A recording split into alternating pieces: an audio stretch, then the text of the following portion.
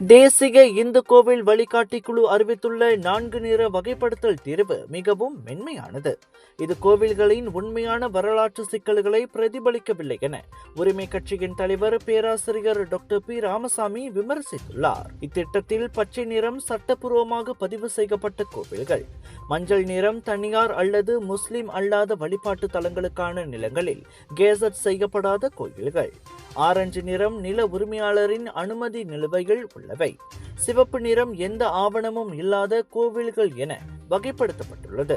இந்த வகைப்படுத்தல் நிர்வாக ரீதியாக வேண்டுமானால் ஒரு தெளிவை தரலாம்.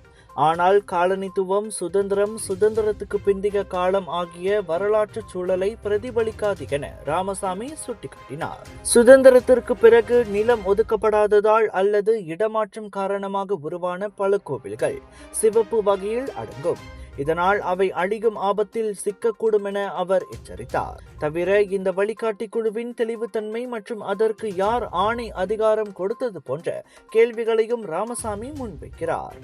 தற்போதைக்கு மலேசிய இந்து சங்கம் தவிர அதன் மற்ற உறுப்பினர்கள் யார் என்பது தெளிவாக இல்லை என்றார் அவர். எனவே பிரதமர் டத்தோஸ்ரீ அன்வார் இப்ராஹிமை சந்திக்க திட்டமிட்டுள்ள அக்குழு அதற்கு முன்பதாக தேசிய அளவில் ஆலோசனை நடத்த வேண்டும். கோவில் விவகாரங்கள் பெரிய அளவிலான கலந்துரையாடல் மூலம் தீர்க்கப்பட வேண்டும்.